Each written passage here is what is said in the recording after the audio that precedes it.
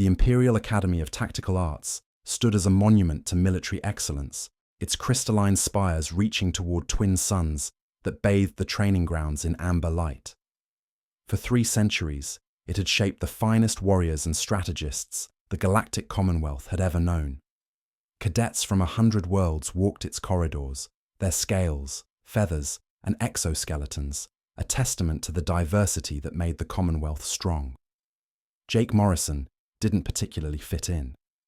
The human stood in the back row of formation theory class, his standard issue uniform hanging loose on his frame, designed for the average Krillian build, which meant it pulled around his 2 narrow shoulders and dragged at his wrists. Around him, cadets twice his size shifted restlessly, their attention fixed on instructor Vexthar, whose 4 arms moved in practice synchronization as he outlined the siege of Corillax Prime. The defensive perimeter held for 6 rotations. Vexthar's mandibles clicked with satisfaction. Commander Zarketh understood that superior positioning negates numerical advantage. This is fundamental. Jake scribbled notes, aware that the Tharnix cadet to his left was watching him with something between curiosity and disdain. He'd gotten used to the looks. Humans were new to the Commonwealth, barely 50 years since first contact, which was nothing compared to the millennia most species had been navigating the stars. They were the odd ones out, the primitives who'd somehow stumbled into FTL technology through what the other races diplomatically called unconventional methods and privately called dumb luck. The holographic display shifted, showing troop movements in 3-dimensional space. Most cadets absorbed the information through their neural interfaces, downloading tactical data directly into their consciousness. Jake squinted at the projection and sketched it in his notebook with a stylus that kept slipping in his sweat-dampened grip. Cadet Morrison. Vexthar's voice cut through his concentration. Since you seem so engaged with manual notation, perhaps you can explain why Commander Zarketh positioned his artillery on the southern ridge rather than the more defensible northern plateau. Every head in the room turned. Jake felt the weight of 50 pairs of eyes, and that was just counting the species that had 2. His throat went dry. Sir, the southern ridge had inferior sight lines but better escape routes. If the position was overrun, his units could retreat through the canyon system. The northern plateau was a kill box, defensible until it wasn't, and then it's a slaughter.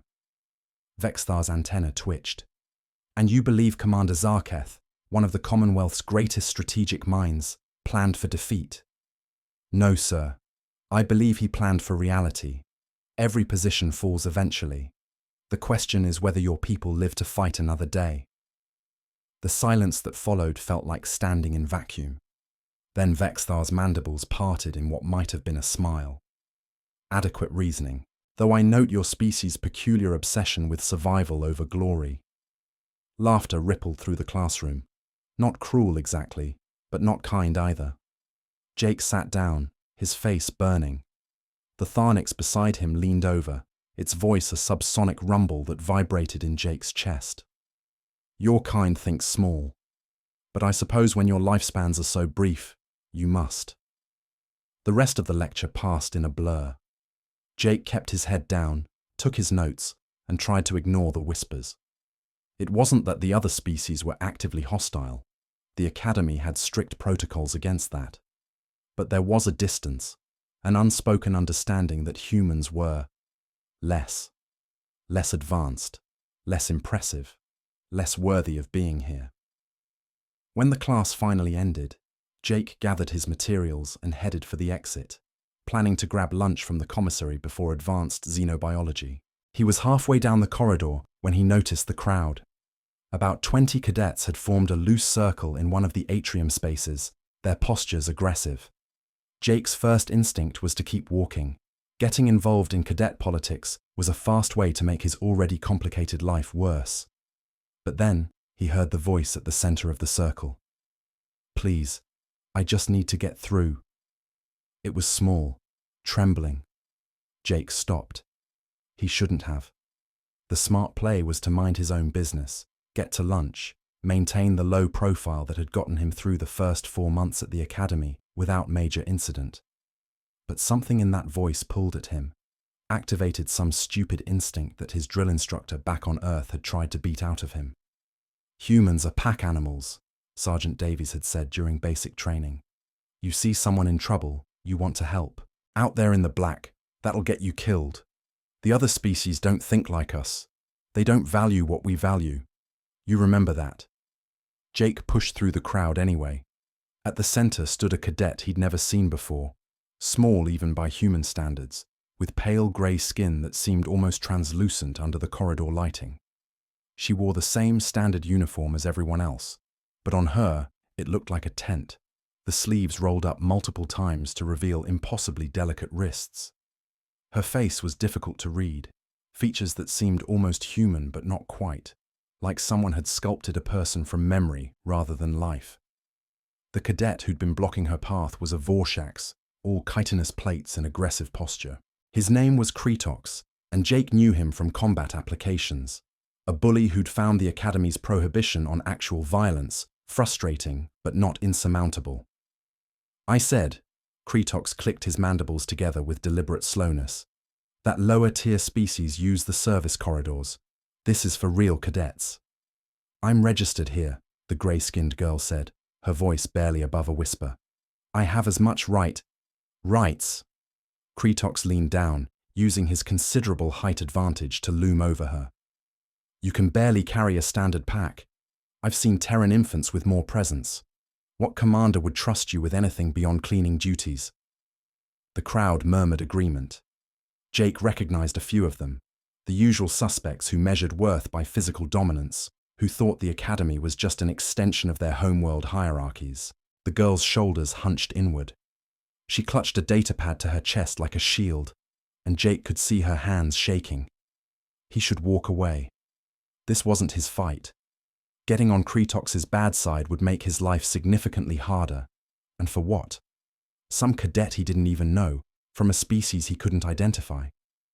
But then the girl looked up, and Jake saw something in her eyes. Not just fear, but resignation. The look of someone who'd heard variations of this speech so many times that she'd started to believe it. That decided him. Hey, Kretox, Jake called out, stepping into the circle. Didn't know you were appointed Academy security. When did that happen? The Vorshax's head swiveled toward him, compound eyes reflecting the corridor lights in fractured patterns. Stay out of this, human. Your kind is barely above her on the evolutionary ladder. Maybe, Jake said, keeping his voice light even as his heart hammered against his ribs. But I'm still registered here, same as you, same as her. So unless you've got actual authority to block the corridor, how about you move? Kretox took a step forward. He was nearly twice Jake's height, his exoskeleton designed by millions of years of evolution for exactly this kind of confrontation. You want to make this an incident, Morrison? I want to get to lunch. You're in the way. For a long moment, nothing happened.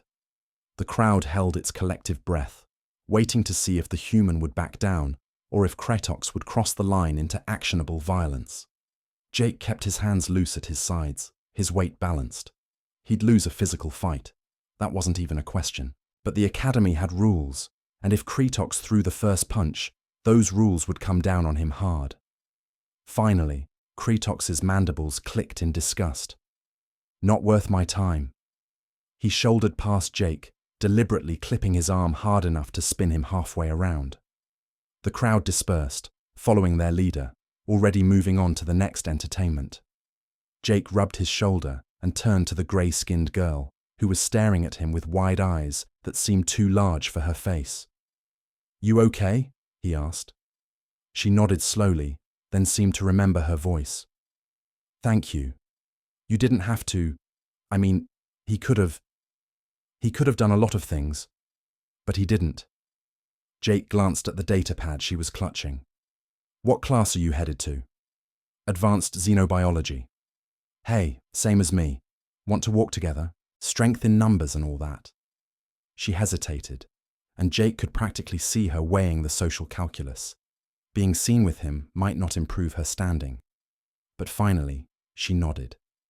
They fell into step beside each other, an odd pair moving through corridors designed for beings much larger than either of them. Jake noticed how she kept close to the wall, making herself small, trying to take up as little space as possible. I'm Jake, by the way.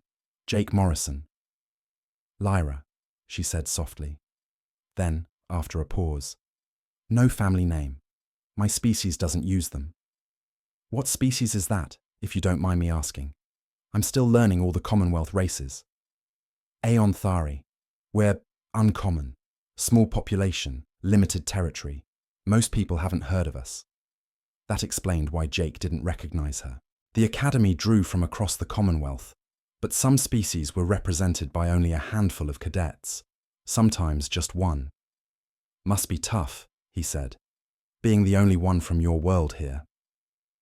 Lyra's expression was difficult to read, but something flickered in her eyes. Surprise, maybe, or recognition. Yes, though I imagine you understand something of that. She had a point. There were other humans at the Academy, 15 in total out of nearly 2,000 cadets, but they weren't exactly a cohesive group. Most kept their heads down, trying to prove they belonged through excellence or invisibility. Jake had met 3 of them in person, the rest he knew only by reputation. They arrived at the commissary, a vast hall that catered to dozens of different biological requirements. The smell was always interesting, a mixture of nutrients and proteins and chemical compounds that made Jake's human nose work overtime trying to categorize everything. Have you eaten here before? Jake asked as they joined the line. Lyra shook her head. I usually bring rations to my quarters. It's easier. Translation. Less chance of incidents like the one in the corridor. Jake understood that impulse, but he also understood that hiding made things worse in the long run. The human-compatible section is actually pretty good, he said. They've got this thing that's almost like pasta. Well, if pasta was made from algae and tasted like copper, but you get used to it. Want to try? She looked at the crowded hall, at the clusters of cadets laughing and eating together, at the implicit social hierarchies on display at every table. Then she looked at Jake, this human who'd stepped into a confrontation for no reason other than it was the right thing to do. Okay, she said quietly. Yes. Thank you. They loaded their trays with food that was supposed to be nutritionally compatible with their respective biologies, though compatible was doing a lot of heavy lifting in that sentence, and found a table in a quieter corner. Jake noticed how Lyra ate, taking small, precise bites, her movements almost ritualistic. So what made you decide to join the Academy? Jake asked between mouthfuls of the allegedly pasta substance. I mean, from what I understand, military service isn't mandatory for most Commonwealth species. Lyra set down her utensil, a 3-pronged implement that looked more like a medical tool than cutlery. My people believe in understanding. We think that to truly comprehend something, you must experience it directly. The Commonwealth is built on military strength as much as diplomatic cooperation. So to understand the Commonwealth, you need to understand its military. Jake nodded. Makes sense. My reasons were way less philosophical, needed the education benefits, and Earth's military academies are… He trailed off, searching for a diplomatic phrase. Inferior, Lyra supplied. Jake laughed. I was going to say differently focused, but yeah, basically. The Commonwealth Academy is the best in the galaxy, or so the brochures claimed. Do you regret it? The question caught him off guard. Jake thought about the last 4 months, the isolation, the constant awareness of being different, the way instructors sometimes looked at him like they were surprised he could string coherent sentences together. But he also thought about what he'd learned, the way his mind had been stretched by concepts that didn't exist in human military theory. No, he said finally. It's hard, but it's worth it. What about you? Lyra was quiet for a long moment, pushing nutrients around her plate. Ask me again in a few weeks. Before Jake could respond, a shadow fell across their table. He looked up to find 3 cadets standing there, a Krillian, a Tharnix, and something that looked like an ambulatory crystal formation. The Krillian spoke first, her translator rendering her clicks and whistles into flat Commonwealth standard. Morrison, didn't expect to see you eating with the charity cases. Jake felt Lyra tense beside him. Just having lunch, Valkrix. That a problem? No problem at all. Just making observations. Valkrix's multifaceted eyes shifted to Lyra. Though I'm curious what you two have to talk about. Comparing notes on which species looks down on you the most. The crystal formation made a sound like wind chimes. Its translator converted it to, perhaps they're forming a support group, the inadequate and the irrelevant. That's actually not a bad name, Jake said, keeping his tone light. We could get jackets made, have meetings every Thursday. Valkrix's antenna flattened, a sign of irritation in Krillian's. You think this is funny? I think you're spending a lot of energy on something that doesn't affect you. Jake met her gaze steadily. We're just eating lunch. If that bothers you, that's kind of your problem, isn't it? For a moment, he thought Valkrix might escalate. But then she just snorted, a sound her translator didn't even try to interpret, and walked away, her companions following. Lyra had gone very still, her two large eyes fixed on her plate. You didn't have to do that. Do what? Defend me. Again. It only makes things harder for you. Jake shrugged. I've got a philosophy about that. You know what happens when you try to make everyone like you? You end up being someone you don't recognize. At least this way, I can look at myself in the mirror. That's very human of you. Is it? I figured basic decency was pretty universal. Lyra's expression was strange, sad and knowing, and something else Jake couldn't identify. You'd be surprised.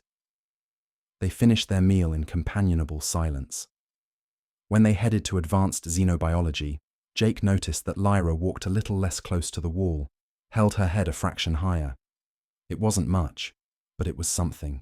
The xenobiology lab was Jake's favorite part of the academy, a massive space filled with habitats, specimen tanks, and analysis equipment that made Earth's best research facilities look like high school science projects. Instructor Kelnara, a Velrasian whose iridescent scales shifted colors based on her mood, was already at the central podium when they entered. Take your stations, she called out, her scales rippling through a pattern of blues and greens, focused and alert. Today we're examining threat assessment in hostile environments. You'll each be assigned a scenario and must identify the primary dangers to your survival. The class spread out to individual workstations. Jake found himself next to Lyra, which he suspected wasn't coincidence. Kelnara had a habit of pairing cadets strategically, forcing them to learn from each other whether they wanted to or not. The holographic display at Jake's station flickered to life, showing a dense jungle environment. Data scrolled past. Atmospheric composition, gravity, local time of day, seasonal information. His task was to identify which of the planet's indigenous life forms posed the greatest threat to a survey team. Jake dove into the analysis, cross-referencing biological data with behavioral patterns. The obvious answer was the apex predator, a six-legged thing with venomous spines and territorial aggression. But something nagged at him about the smaller creatures, the ones that traveled in swarms. He was so focused on his work that he didn't notice Lyra struggling until he heard her sharp intake of breath. Glancing over, he saw her staring at her display with something close to panic in her eyes. You okay? He whispered. I can't. The data formats are different from what I studied. I don't understand how to correlate the metabolic rates with the aggression indices. Jake looked at her screen, then back at his own. Here, look at the column labeled Nutrient Cycling. If the rate is above 2.3, cross-reference it with territorial range. High metabolism usually means high aggression for predators. But how do you know that's the relevant correlation? Because everything that lives needs energy. The faster you burn it, the more you need to eat. The more you need to eat, the more you need to defend your food sources. It's basic survival logic. Lyra's fingers moved across her interface, following his suggestion. Her expression shifted from confusion to understanding, then to something like relief. That actually makes sense. Glad I could help. Though honestly, you probably know way more about this than me. Your people are supposed to be pretty advanced, right? In some ways. In others, she gestured at the display. We approach problems differently. This methodology is very Commonwealth standard, which is just a fancy way of saying it's what the dominant species decided was normal, Jake said. I get it.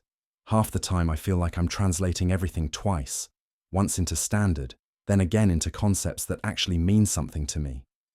Instructor Kelnara's scales flashed orange, attention required. Cadets Morrison and Lyra, less conversation, more analysis.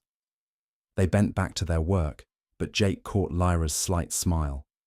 It transformed her face, made her look less like a frightened creature and more like someone who belonged here. The rest of the class passed quickly. When Kelnara called time, Jake had identified the swarm creatures as the primary threat. Their colony behavior and chemical communication made them far more dangerous than the solitary apex predator. He submitted his analysis and glanced at Lyra's screen as she finalized her own conclusions. She'd come to the same answer, but her reasoning was completely different. Something about ecological balance and population pressure that Jake's Earth-trained mind hadn't even considered. It was elegant, sophisticated, and probably more correct than his own brute force logic. Nice work, he said as they logged out. Lyra ducked her head. I couldn't have done it without your help. I showed you a correlation. You did the actual thinking. As they filed out of the lab with the rest of the class, Jake overheard 2 Krillian cadets talking behind them. Did you see that? The weak one actually completed the assignment. Probably copied from the human. Neither of them belongs here anyway.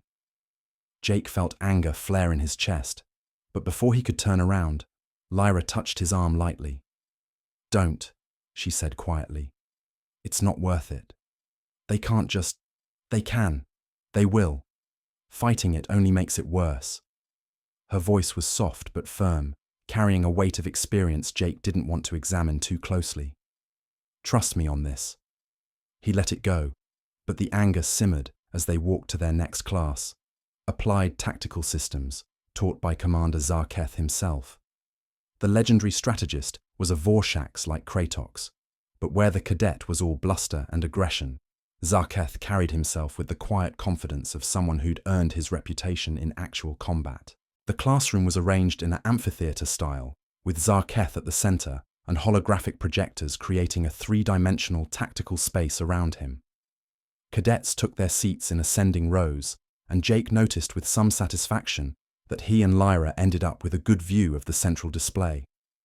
Today, Zarketh began without preamble, we discuss the most dangerous element in any tactical situation. Not terrain, not logistics, not even enemy capabilities. Anyone. Silence. Jake knew the answer. He'd read ahead in the assigned materials, but he'd learned that volunteering information just painted a target on his back. Better to stay quiet and... The unknown, Lyra said, her voice carrying clearly despite its softness. Every head turned. Zarketh's mandibles parted slightly. Surprise or approval, hard to tell. Elaborate, cadet. Lyra, sir, the unknown is dangerous because it can't be planned for. You can prepare for a known enemy, even a superior one. But uncertainty creates vulnerabilities that no amount of firepower can address. And how does one combat the unknown? Information gathering, sir. Reconnaissance. Intelligence networks. Flexible tactics that can adapt to changing circumstances. Zarketh's antenna twitched in what Jake had learned was his version of a nod. Correct. Though I would add one element. Experience. The more situations you've encountered, the fewer things truly qualify as unknown.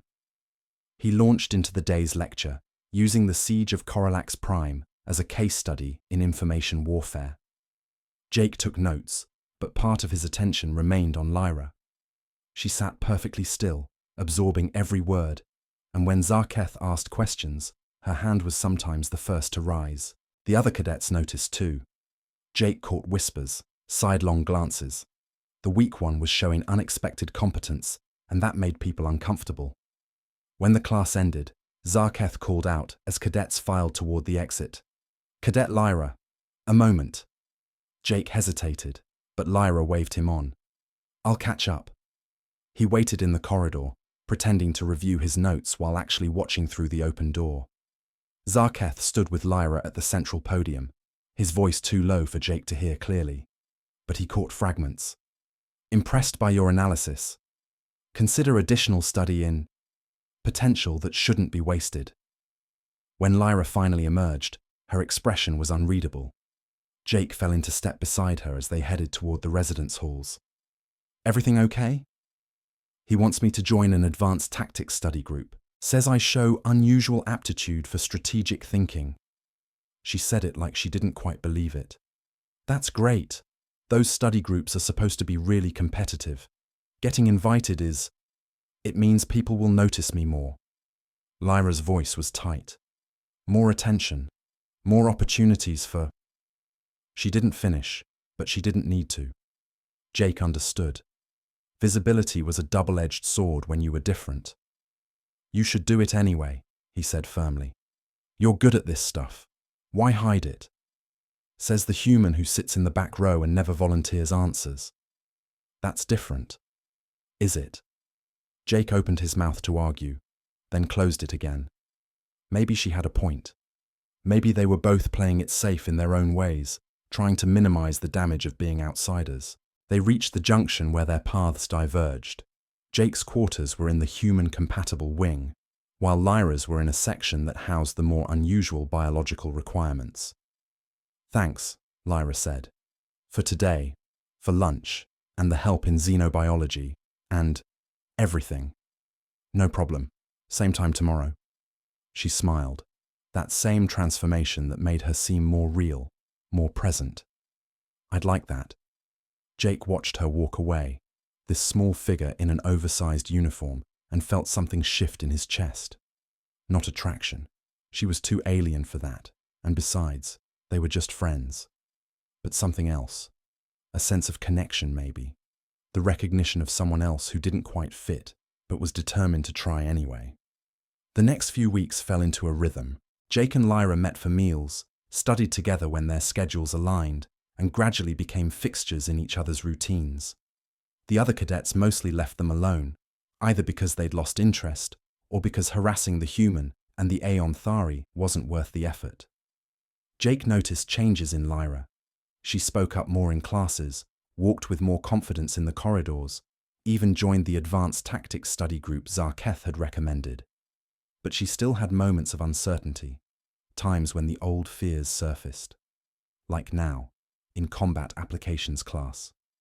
The training arena was designed to accommodate every major species combat style, with variable gravity, adjustable terrain, and weapons that could be calibrated for anything from Krillian energy weapons to Tharnix bioblades. Today's exercise was hand-to-hand combat, or whatever appendage-based fighting system each species preferred. Jake had been paired with a mid-sized Velrasian, which was about as fair as the instructors ever got. They circled each other on the mat, following the formal combat protocols that the Commonwealth used to prevent actual injury. 3 mats over, Lyra faced a Krillian cadet named Torvex. The size difference was comical. Torvex had 6 limbs and a chitinous body that weighed at least 3 times what Lyra did. The match should have been called off based on physical disparity alone, but the combat instructor, a grizzled Tharnix named Karvesh, apparently believed in learning through adversity. Jake won his own match quickly. His opponent was technically proficient but predictable, and Jake's earth-learned dirty fighting gave him an edge that Commonwealth combat doctrine didn't anticipate. But he couldn't focus on his victory because he was watching Lyra. She was getting destroyed. Not through lack of skill. Her form was actually excellent, her movements precise and economical. But physics was physics, and when Torvex's heavy limbs swept her legs out from under her for the 4th time, Jake saw her confidence crack. Maybe stick to classroom work, Torvex said, loud enough for everyone to hear. Some of us are built for actual combat. Lyra pulled herself up, her grey skin flushed darker with exertion or embarrassment. She set herself again, but Jake could see the defeat in her posture. Cadet Lyra. Karvesh's voice cut across the arena. You're holding back. Why? I'm not, sir. You're afraid of him, or afraid of losing. Either way, fear makes you weak. The instructor's multiple eyes fixed on her. Show me what you can actually do, or get off my mat. Something flickered across Lyra's face, an expression Jake couldn't read. Then she turned back to Torvex, and her stance changed. It was subtle, a shift in weight distribution and guard position, but suddenly she looked dangerous. Torvex charged, confident in his size advantage. Lyra didn't try to block or deflect. Instead, she moved. A liquid sidestep that put her inside his guard, her small hand striking at a joint in his chitinous armor with surgical precision. Torvex's leg buckled. He tried to recover, swinging a limb at where Lyra had been, but she was already gone, circling to his blind side. Another strike, this one to a different joint. Another. Each impact was minimal force. She couldn't hurt him through his armor, but she wasn't trying to. She was mapping his structure, finding every weak point, every gap in his defenses. It was beautiful to watch. Not flashy, not powerful, but utterly methodical. She was treating the fight like a problem to be solved, and Torvex was just a particularly complex equation. When she finally swept his remaining stable leg and dropped him to the mat, the arena went silent. Karvesh's mandibles clicked in approval. Better. That's Aeon Thari combat technique. Precision over power. You should have opened with that instead of trying to fight like a Krillian. Lyra helped Torvex up, her expression neutral. But as she walked back to the waiting area, Jake caught her eye and grinned. She ducked her head, but not before he saw her smile.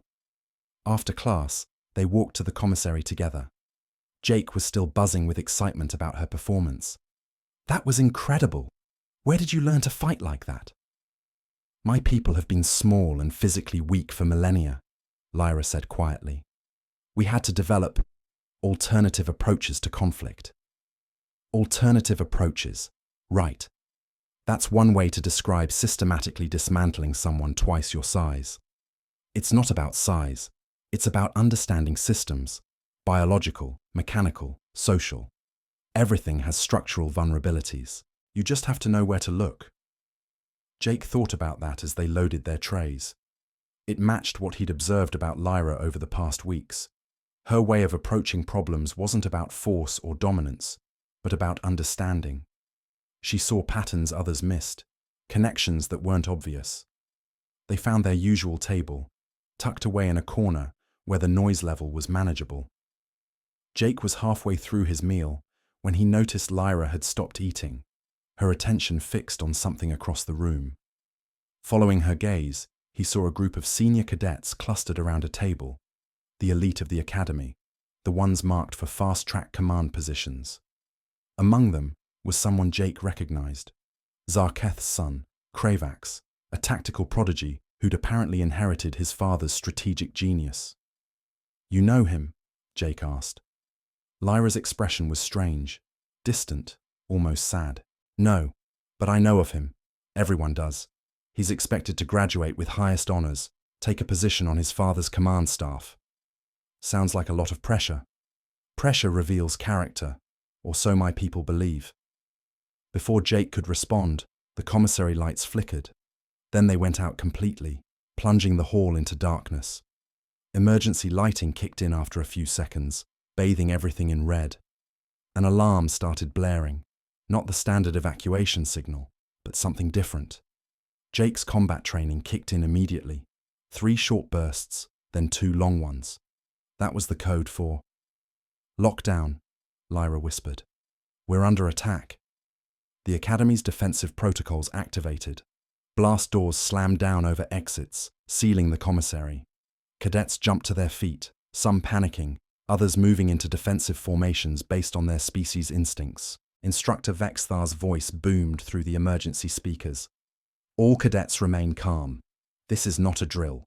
Unknown hostile forces have breached Academy security. Defensive stations will be assigned by senior staff. Do not attempt to leave secured areas. Jake's mind raced. The Academy had defenses that could repel a fleet. How had anyone breached security? Unless it was an inside job, or some kind of new technology, or... We need to get to a better position, he said, scanning the commissary. The blast doors were solid, but they were also trapped in a room with limited defensive advantages and too many people. Lyra nodded. The ventilation system. It connects to the emergency bunkers. How do you know that? I read the academy schematics. All of them. Seemed prudent. Of course she had. Jake looked up at the ceiling, spotted the ventilation grates. They were small, but both he and Lyra were small too. It might work. Around them, other cadets were either frozen in fear or arguing about what to do. The senior cadets near Kravax's table were organizing a defensive perimeter, but their attention was on the blast doors, not on alternative routes. Jake climbed onto a table, Lyra following. He pried open the ventilation grate. It wasn't locked, designed more for air circulation than security, and pulled himself up into the shaft. The space was tight, barely enough room to crawl, but it would do. He reached down to help Lyra up. She took his hand, her grip surprisingly strong, and he hauled her into the shaft. "This is insane," he muttered as they started crawling through the darkness, following the faint glow of emergency lighting that filtered through other grates. "Most good plans are," Lyra replied from behind him. They navigated by touch and memory, Jake following Lyra's whispered directions. She'd apparently memorized the entire ventilation system along with everything else. They passed over several secured rooms, saw glimpses of cadets and staff huddled inside, heard fragments of communication through the grates. Then they heard something else. Voices speaking in a language Jake didn't recognize, coming from somewhere ahead. He froze. Lyra crawled up beside him, and they peered through a grate into a corridor below. 4 figures moved through the hallway, their forms obscured by some kind of active camouflage that made them shimmer and blur. But Jake could make out weapons, high-powered energy rifles that were definitely not Commonwealth standard issue. The way they moved spoke of military training, special forces discipline. "This wasn't a random attack," Lyra breathed. "They're heading for the command center. We need to warn someone." "Who?" "Communications are down, and we're sealed in, even if we found a working terminal." One of the figures below stopped directly under their grate, tilting its head up. For a horrible moment, Jake thought they'd been spotted. But then the figure moved on, and he released a breath he hadn't realized he was holding. They kept crawling, more carefully now. The ventilation system branched, and Lyra led them down a shaft that angled upward, toward the academy's upper levels. Jake's arms burned from the effort, his uniform soaked with sweat, but he kept moving. Finally, they emerged into a maintenance closet on the 4th level. Jake helped Lyra down, then sealed the grate behind them. The closet was cramped, filled with cleaning supplies and equipment, but it had a door that locked from the inside. "Now what?" Jake asked, keeping his voice low. Lyra was already examining the closet's walls. She found what she was looking for, a maintenance access panel, and pried it open with a cleaning tool. Inside was a basic terminal, the kind used by custodial staff to report equipment failures. "Can you access the academy network from that?" Jake asked. "Doubtful, but I might be able to tap into the emergency communication grid." Her fingers moved across the interface with surprising confidence. Jake kept watch at the door, listening for sounds in the corridor outside. Everything seemed quiet, but that didn't mean much. The attackers had already demonstrated they could move unseen. "Got something," Lyra said. "The command center is still functional, but they're dealing with multiple breach points. The attackers are using some kind of jamming technology that's interfering with security systems. Can you tell what they're after?" "The primary target appears to be... Oh no." "What?" "The strategic database. They're trying to access classified Commonwealth military information." Jake's mind raced. If hostile forces got their hands on that data, deployment schedules, defensive capabilities, tactical doctrines, it could compromise the entire Commonwealth military.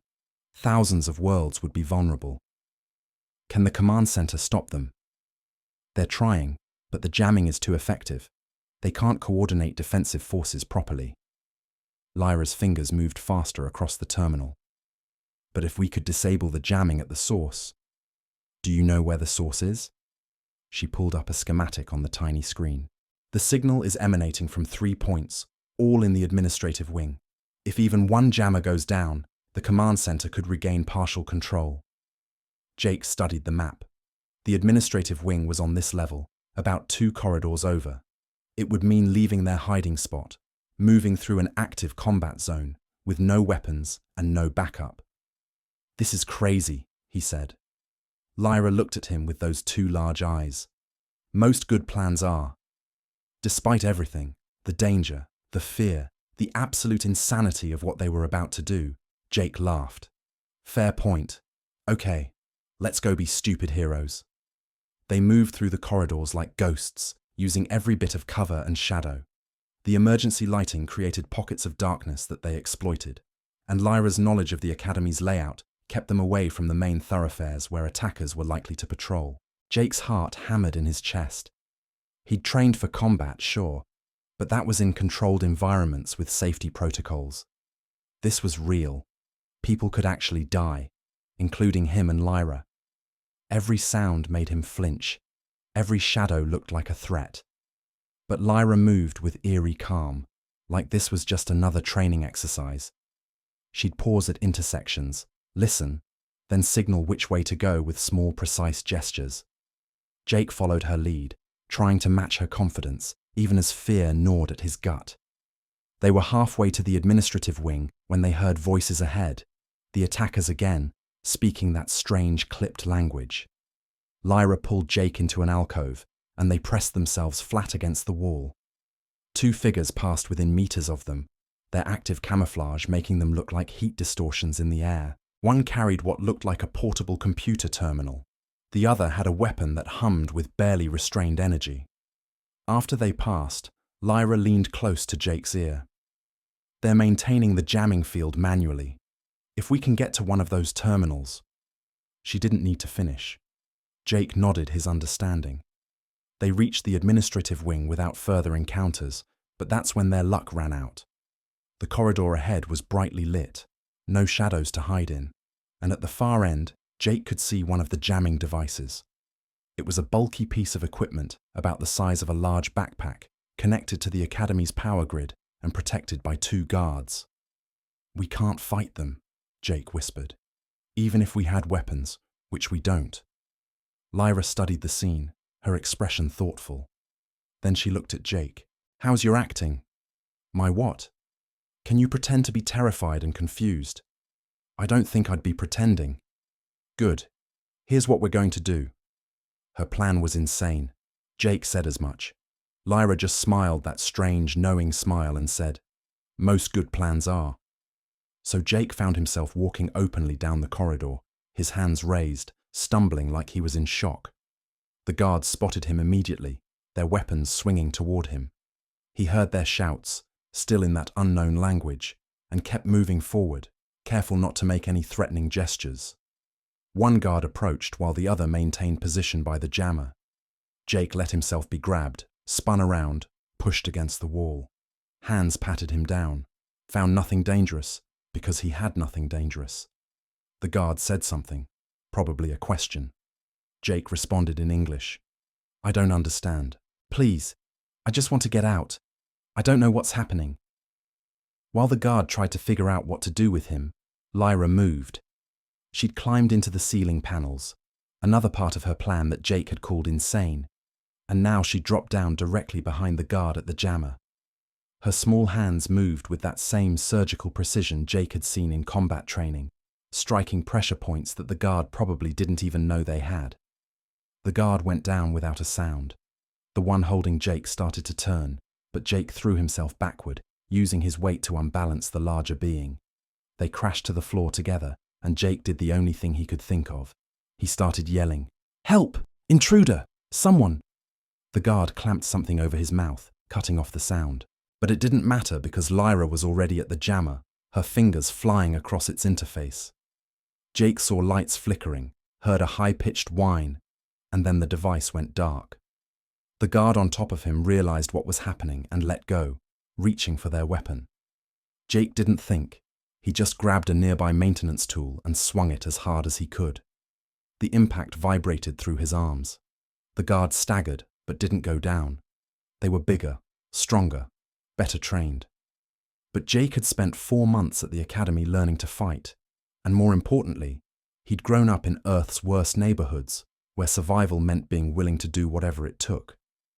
He swung again, aiming for the weapon instead of the guard. It clattered away across the floor. The guard backhanded him, and Jake's vision exploded into stars. He tasted blood, felt his legs give out. Then Lyra was there, her small hands finding those same pressure points, and the guard collapsed like a puppet with cut strings. Jake sat on the floor, his head ringing. Did we just… Yes. Lyra was already dragging the unconscious guards out of sight, her movements efficient despite her size. Help me with this one. They got both guards secured in a nearby storage room, using maintenance cables as improvised restraints. Jake checked their pulses. He was relieved to find them alive, just unconscious. Whatever Lyra had done was precise enough to incapacitate without killing. Where did you learn that? He asked, as they hurried back to the jammer. My people have been small and physically weak for millennia, she repeated her earlier words. We developed alternative approaches to many things. Fair enough. Jake looked at the deactivated jammer. Will the command center know it's down? They should be able to detect the change in signal interference. With any luck, they can… The emergency speakers crackled to life, and Instructor Vexthar's voice boomed through the corridor. Defensive forces, Sector 7 jammer is offline. Repeat, Sector 7 jammer is offline. Converging on administrative wing. We should probably not be here when they arrive, Jake said. They ran, retracing their steps through the corridors. Behind them, Jake heard the sounds of combat. Energy weapons firing, shouts in multiple languages, the organized chaos of the Academy's security forces engaging the attackers. Lyra led them through a series of maintenance passages that eventually connected back to the ventilation system. They crawled through the narrow shafts until they reached the commissary, dropped down through the same grate they'd left through, and found themselves back among the mass of cadets who were still waiting out the lockdown. No one had noticed they were gone. Or if they hadn't cared enough to mention it. Jake and Lyra sat at their table, trying to look like they'd been there the whole time. Jake's hands were shaking now that the adrenaline was fading, and he noticed Lyra's were too. They'd just disabled a military-grade jamming device and taken down 2 trained soldiers. The reality of what they'd done was starting to sink in. We could have died, Jake said quietly. Yes. That was the stupidest thing I've ever done. Probably. We should tell someone. Take credit for… No. Lyra's voice was firm. That would raise questions, draw attention. Better if people think the command center managed it themselves. Jake wanted to argue, but he understood her logic. They were already outsiders, already suspect. Adding, somehow managed to navigate an active combat zone and disable military equipment to their profiles would make people look at them even more closely. The lockdown lasted another hour. When it finally lifted, Instructor Vexthar addressed the assembled cadets over the speakers. The threat has been neutralized. Security forces have captured all hostile elements. Classes will resume tomorrow. All cadets return to quarters and await further instructions. As they filed out of the commissary, Jake overheard fragments of conversation. Can't believe they got through Academy defenses. Heard it was some kind of terrorist group. Command center regained control just in time. No mention of 2 cadets crawling through ventilation shafts and improvising their way through a crisis. Just as Lyra had predicted. They parted ways at their usual junction, both too tired to talk much. But before Lyra headed to her quarters, she turned back. Thank you, she said, for being willing to do something stupid. Jake grinned despite his exhaustion. Any time, though maybe next time we could do something stupid that doesn't involve armed insurgents. I'll see what I can arrange. He watched her walk away and again felt that shift in his chest, that sense of connection with someone who didn't fit but refused to disappear. The next day, classes resumed as promised. There was heightened security, more patrols, but the Academy's command had clearly decided that maintaining routine was important for morale. Jake sat through formation theory, advanced xenobiology, and applied tactical systems, his mind only half on the lessons. He kept thinking about the attack, about how close they'd come to failing, about what would have happened if the attackers had gotten that strategic data. The Commonwealth was vast and powerful, but it wasn't invincible, and there were clearly forces out there willing to strike at its heart. During lunch, Jake and Lyra sat at their usual table, eating in companionable silence. The commissary was more crowded than usual, everyone seeking the comfort of routine after yesterday's chaos. Morrison, Lyra. They looked up to find Commander Zarketh standing at their table. Every head in the commissary turned to stare. "Sir," Jake managed, starting to stand. Zarketh waved him back down. "I won't keep you. Just wanted to commend you both on your performance yesterday." Jake's heart skipped. They knew. Somehow, they knew. "Sir?" Lyra's voice was carefully neutral. "Remaining calm during the lockdown, setting an example for the other cadets. That showed good discipline." Zarketh's mandibles moved in what might have been approval. "The Academy needs more cadets who can keep their heads in a crisis." He walked away, leaving Jake and Lyra staring at each other across the table. "Did he—" Jake started. "I don't know," Lyra said. "Maybe. Or maybe he really did just mean staying calm." But Jake saw something in her eyes, a flicker of knowledge, of understanding. She suspected the same thing he did, that Zarketh knew exactly what they'd done and was choosing not to make it public. Why? Jake couldn't guess. But the commander hadn't gotten his reputation by being naive or inattentive. The weeks that followed brought changes. The Academy increased security protocols, added new scanning procedures, and brought in a team to investigate how the attackers had bypassed their defenses. Jake and Lyra heard rumors that the captured insurgents were part of a separatist movement opposed to human integration into the Commonwealth, which explained why they'd targeted the Academy.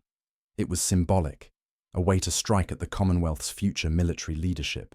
It made Jake's skin crawl to think that there were species out there who hated humans enough to launch attacks like that. But it also made him more determined to prove himself, to show that humanity deserved its place among the stars. His relationship with Lyra deepened into genuine friendship.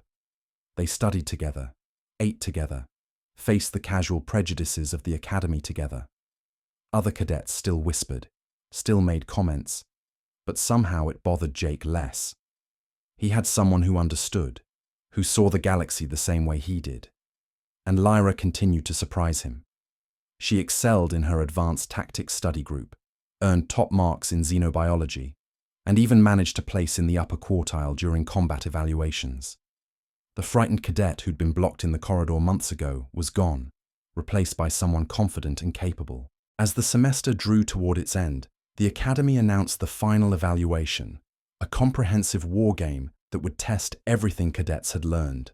They'd be divided into teams, given objectives, and set loose in a massive simulation that spanned the Academy's entire training complex. The teams were assigned seemingly at random, mixing species and skill levels. Jake found himself on a squad with 8 other cadets, none of them human, 2 of them actively hostile to him. Their assigned leader was a Krillian named Torvax, the same cadet Lyra had defeated in combat training. Lyra ended up on a different team, which Jake protested to the instructors. "With respect, we've been training together all semester. Our tactical coordination is precisely why you're being separated," Instructor Vexthar cut him off. "Real combat doesn't let you choose your companions. Adapt." So Jake adapted. He reported to his team's briefing, where Torvax outlined their objective: capture a fortified position held by an opposing team, extract intelligence data, and return to base before time expired. "Morrison," Torvax clicked his mandibles with barely concealed disdain, "you'll be point scout. Your small size makes you ideal for advanced reconnaissance. Translation: you're expendable, so you get the dangerous job." Jake didn't argue. Point scout actually suited him. He'd rather be out front making decisions than following behind someone he didn't trust. The war game began at dawn. Jake's team moved through the training complex's simulated wilderness, using every bit of cover. The weapons were non-lethal, firing marking rounds that registered hits on each cadet's sensors. But the tactics were real. Jake scouted ahead, reporting enemy positions, identifying weak points in their defensive perimeter. He fell into the rhythm of it, letting his training take over, and was surprised to find he was good at this. Growing up in rough neighborhoods had taught him to read environments, to spot threats before they spotted him. His team pushed forward, and for a while, everything went according to plan. Then they encountered Lyra's team. The ambush was perfect. Jake's team walked right into it, and within seconds, half of them were dead, their sensors marking lethal hits. Jake dove for cover, heard Torvax shouting orders, saw energy bolts streaking through the air. Then he saw Lyra. She was positioned on high ground, directing her team's fire with hand signals. She'd planned this ambush, chosen this kill zone, and executed it flawlessly. Jake watched her tactical mind at work and felt something like pride, even as his own team was getting decimated. Torvax made the call to retreat. Jake covered their withdrawal, laying down suppressive fire that gave his surviving teammates time to fall back. In the confusion, he found himself separated from his squad, pinned down by two of Lyra's teammates. He was about to surrender, his position was untenable, when he heard a familiar voice. "Hold fire, I've got this one." Lyra appeared from behind cover, her weapon trained on Jake. For a long moment, they just looked at each other. "You're cornered," she said, loud enough for her team to hear. "Surrender." Jake saw the slight movement of her hand, a signal they'd developed during study sessions. Not a real combat sign, just something between friends. She was telling him, "Northeast, 30 seconds." He played along. "Okay, you got me." Lyra approached, weapons still raised. When she was close enough, she spoke quietly. "Your team needs you. The objective isn't the fortification, it's too well defended. But there's a secondary target in the northeast sector that's worth just as many points and barely guarded." "Why are you telling me this?" Her expression was unreadable. "Because this is a test, and tests should measure ability, not just which random team you got assigned to." Then, loud enough for everyone to hear, "Securing prisoner for transport." Her teammates moved on to pursue the rest of Jake's squad. Lyra walked Jake away from the ambush site, and exactly 30 seconds later, she tripped, giving Jake the opening he needed to escape. She fired after him, missing by what any observer would think was bad luck, but Jake knew was precision. He ran northeast, found his scattered team, and convinced Torvax to shift objectives. The Krillian didn't like taking suggestions from a human, but Jake's scouting had proven reliable enough that he listened. They hit the secondary target, a communications hub that Lyra was right was worth equivalent points and defended by only 3 cadets. Jake's team took it within minutes, extracted the required data, and made it back to base with time to spare. When the final scores were posted, Jake's team ranked 3rd overall. Lyra's team was 1st. At the post-exercise debrief, Commander Zarketh analyzed the top team's performances. When he got to Lyra's ambush, he pulled up holographic recordings of the action. "Note the positioning," he said, highlighting Lyra's team. "Excellent use of terrain and crossfire angles. This is textbook small unit tactics. Who planned this ambush?" "Cadet Lyra, sir," one of her teammates reported. Zarketh's antennae twitched. "Impressive work. That ambush was the turning point of your team's success." Jake watched Lyra accept the praise with quiet grace and felt that pride again. She'd come so far from the frightened cadet in the corridor. The semester ended with a formal ceremony. Cadets who'd distinguished themselves were recognized, awards were given, and the graduating class received their commissions. Jake sat with the other first-year cadets, watching the ceremony and wondering if he'd ever make it to that stage. Afterward, at the reception, he found Lyra standing alone near a window that looked out over the academy's grounds. "Congratulations on the top score," he said, joining her. "It was a team effort. A team you led. Take the credit." She smiled slightly. "Thank you for helping me become someone who could." "I didn't do anything. That was all you. You did more than you know." Lyra turned to look at him fully. "When you stood up to Kretox that first day, when you sat with me at lunch, when you treated me like I belonged here, it changed something. Made me believe I could actually do this." Jake felt his face flush. You were being treated unfairly. I couldn't just walk past." "Most people could. Most people did. She paused, seemed to be weighing something. Jake, there's something I need to tell you. Something I should have told you months ago. Before she could continue, Instructor Vexthar approached. Cadet Lyra, a moment please. There's someone who wishes to speak with you. Lyra glanced at Jake apologetically. Later? Yeah, of course. He watched her leave with Vexthar, wondering what she'd been about to say. Around him, the reception continued. Cadets celebrating, instructors networking, the social machinery of the academy grinding on. Jake grabbed a drink and wandered out onto a balcony, needing air and quiet. The twin suns were setting, painting the sky in shades of amber and purple that Earth's single sun could never match. He thought about how far he'd come, about everything he'd learned. Cadet Morrison. He turned to find Commander Zarketh standing in the doorway. Sir. Jake straightened to attention. At ease. Zarketh moved to stand beside him at the railing. I wanted to speak with you privately, about the incident during the lockdown. Jake's pulse quickened. Sir? Security footage is remarkably comprehensive, even during system failures. Certain gaps in coverage can be illuminating. Zarketh's voice was carefully neutral, particularly when those gaps align with the timeline of a jammer being disabled. So he did know. Jake kept his expression blank. I'm not sure I understand, sir.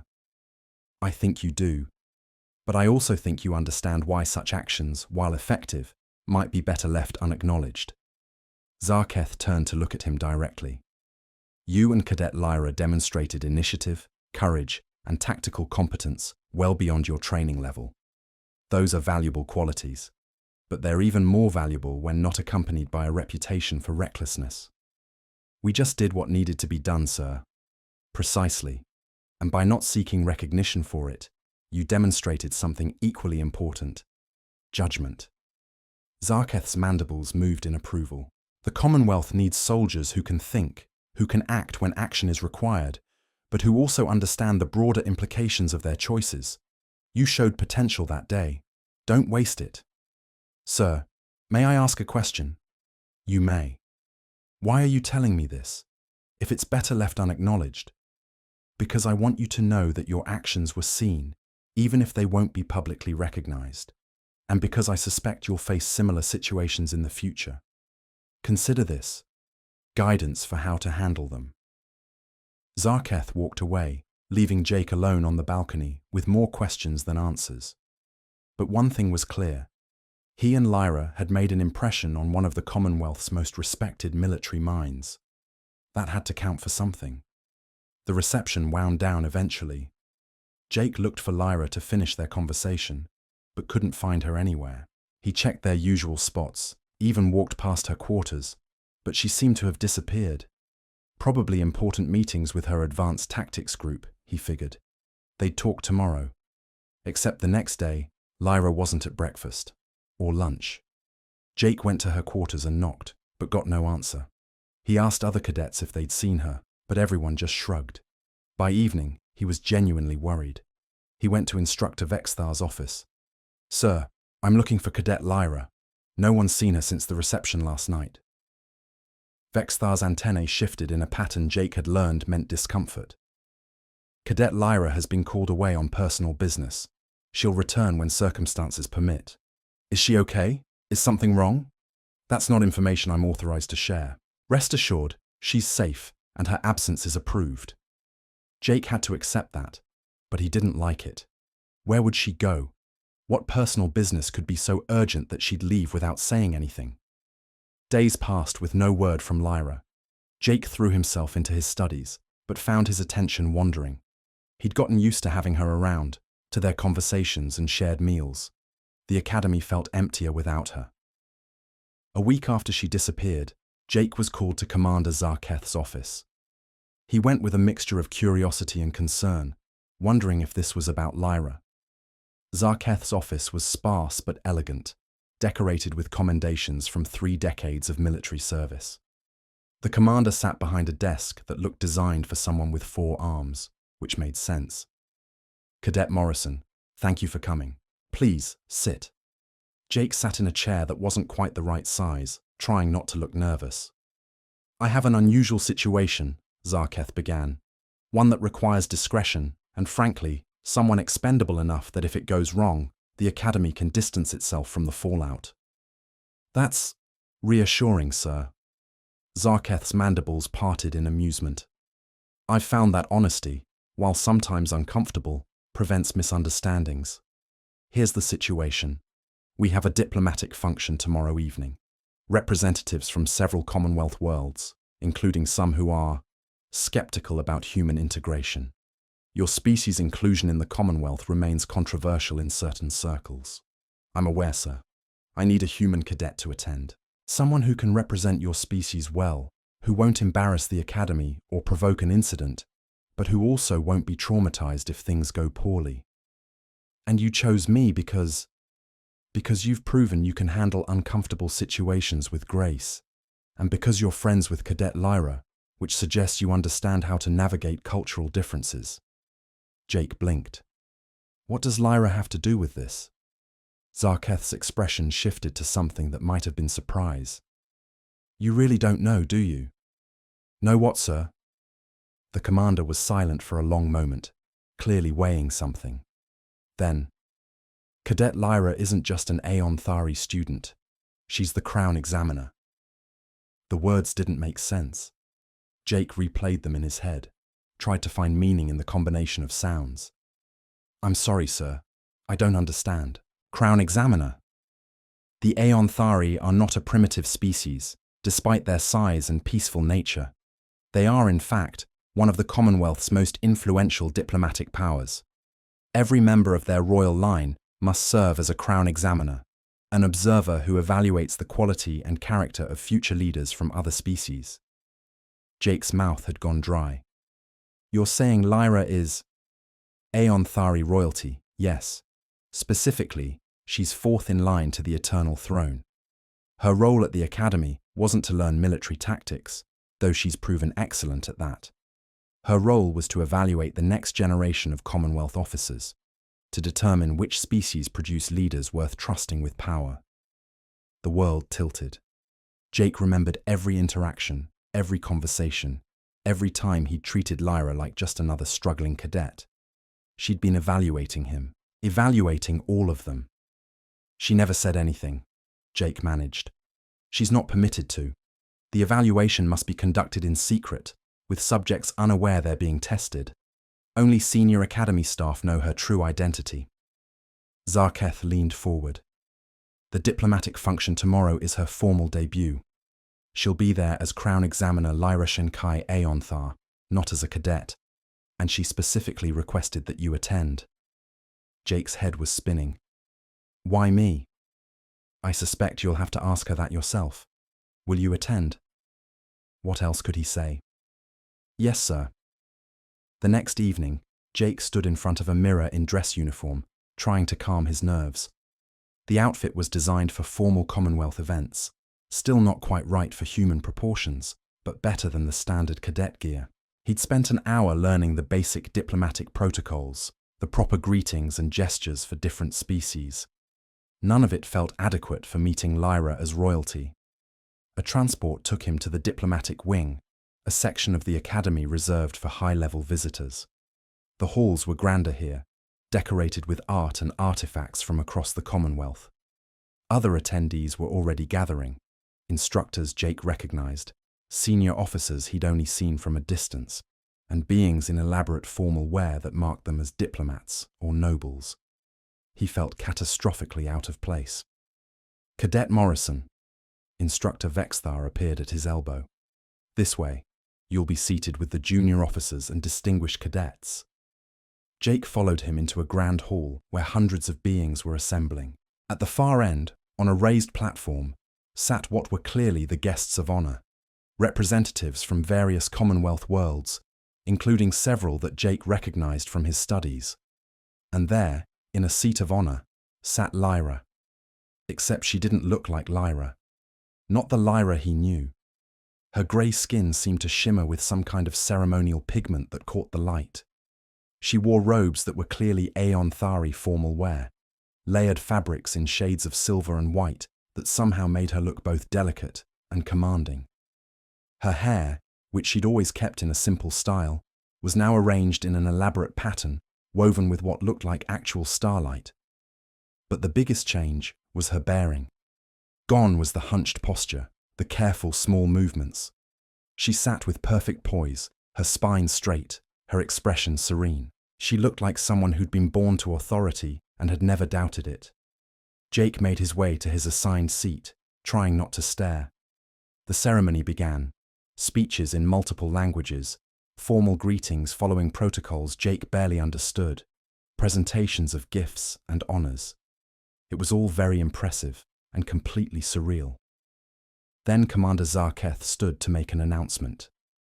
Distinguished guests, it is my honor to introduce Crown Examiner Lyra Shenkai Aeonthar, who has completed her evaluation period at the Imperial Academy.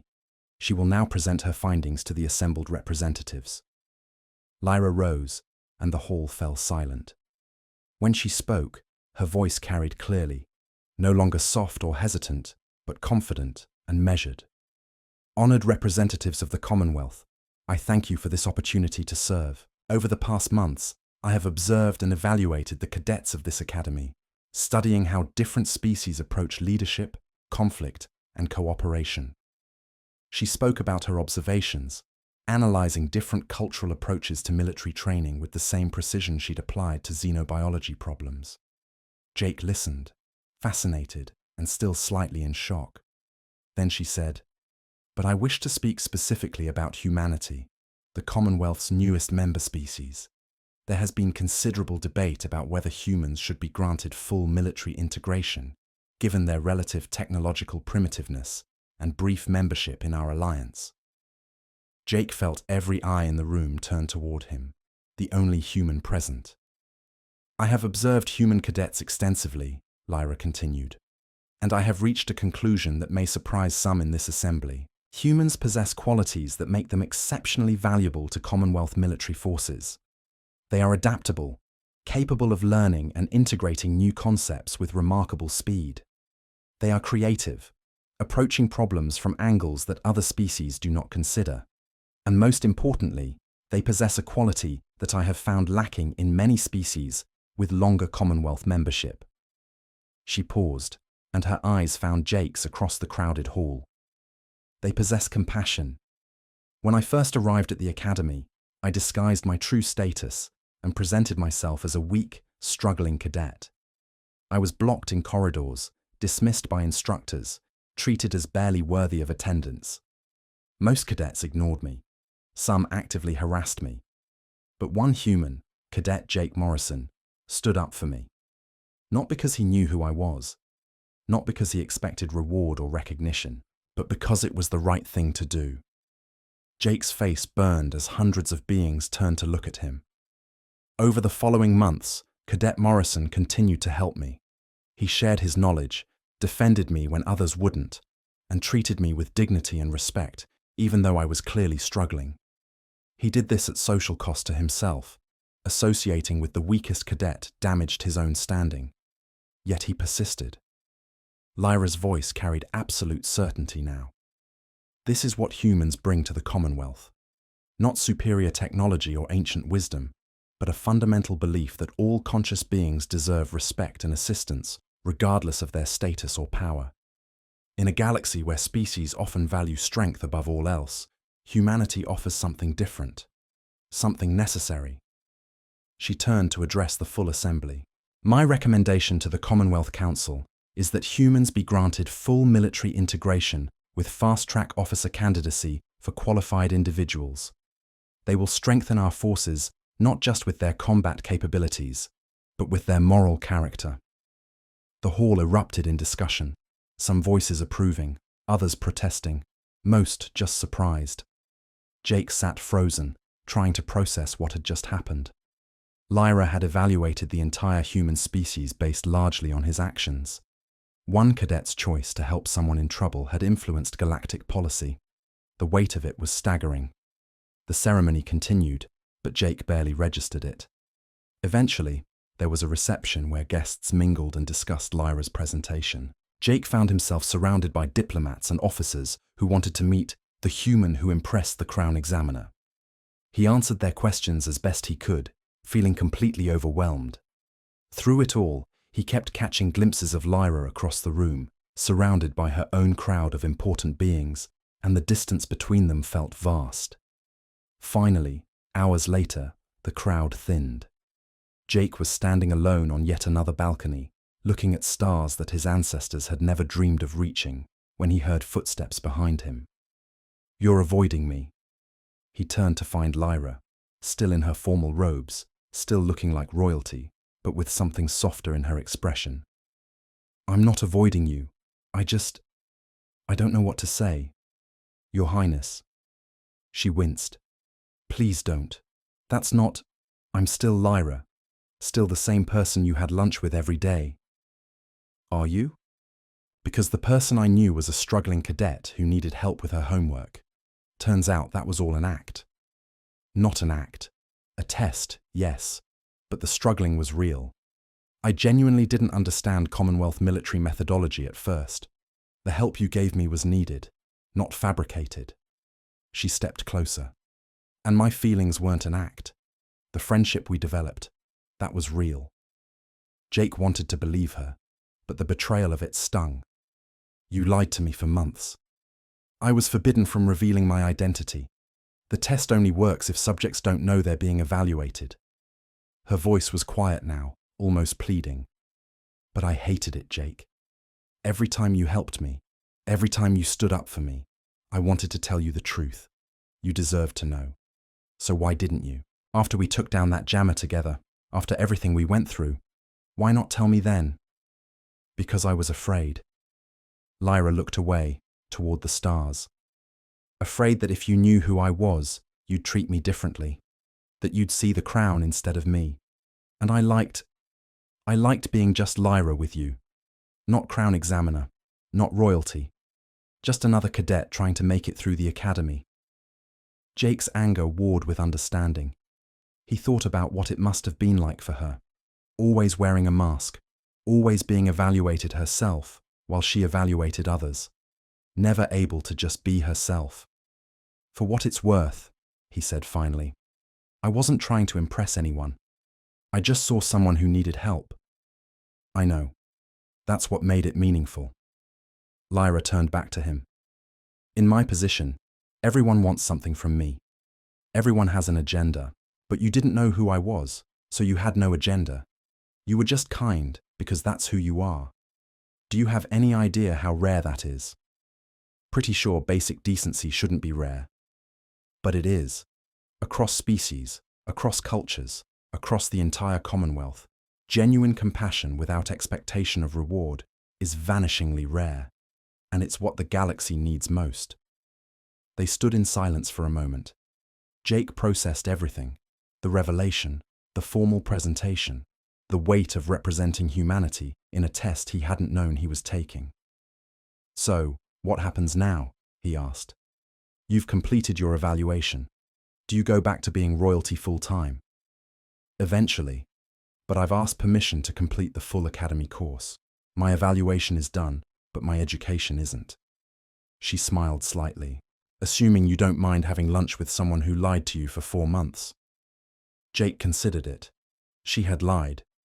But she'd also become his closest friend at the academy, had helped him through challenges both physical and social, had proven herself worthy of respect, completely independent of her title. "I guess I can make room in my schedule," he said. "But you're buying. I feel like royalty should cover the commissary bills." Lyra laughed, a real laugh, bright and surprised. "Deal." They stood together on the balcony, looking out at a galaxy that suddenly felt more accessible. Jake had come to the academy expecting to prove himself, to show that humans belonged among the stars.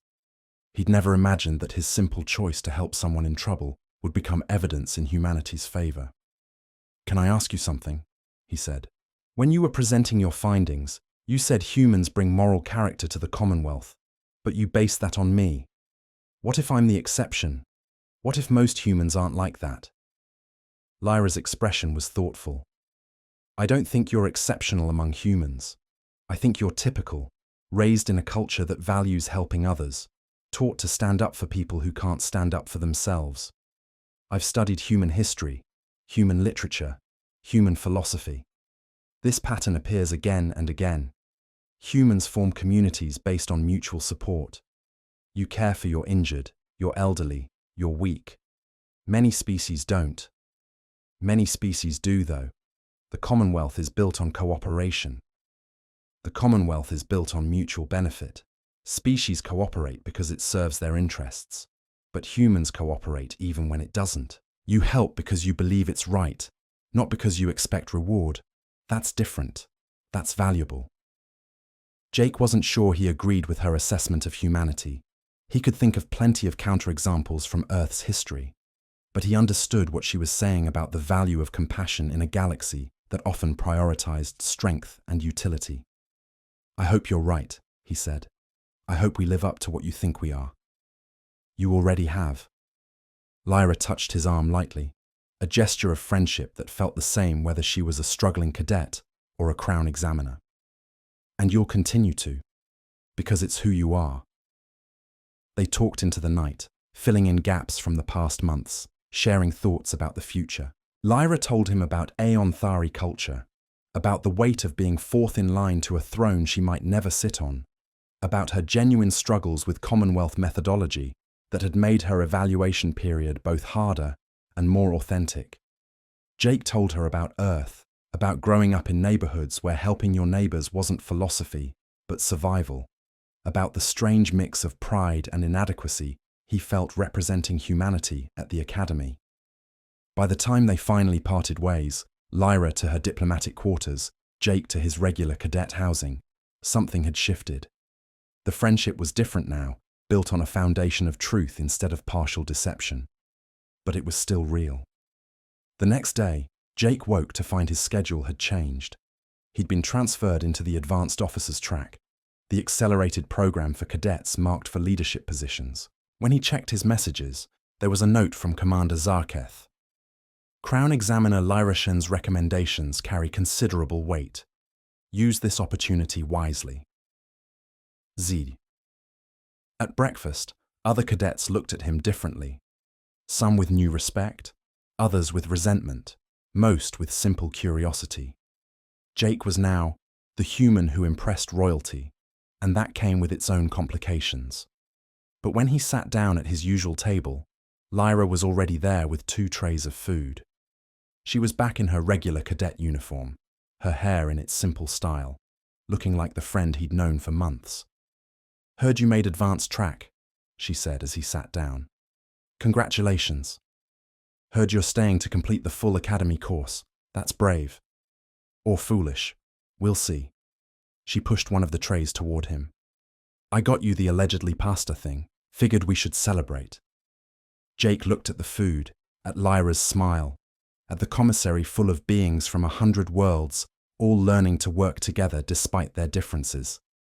He thought about the path ahead, harder courses, higher expectations, the weight of representing not just himself, but his entire species. It should have been terrifying. Somehow, with Lyra sitting across from him making jokes about questionable commissary food, it just felt like the next challenge to overcome. To foolish bravery, he said, raising his water container in a mock toast. To compassionate humans and persistent Aeon Thari, Lyra replied, matching his gesture. They clinked containers and ate breakfast, 2 outsiders who'd found their place not by fitting in, but by refusing to compromise who they were. The academy stretched out around them, full of challenges and possibilities, and for the first time since arriving, Jake felt like he truly belonged. Not because anyone had told him he did, but because he'd proven it to himself, and to someone whose opinion actually mattered, someone who'd seen him at his most genuine and decided he was worth investing in. In a galaxy of billions, across species too numerous to count, that was enough.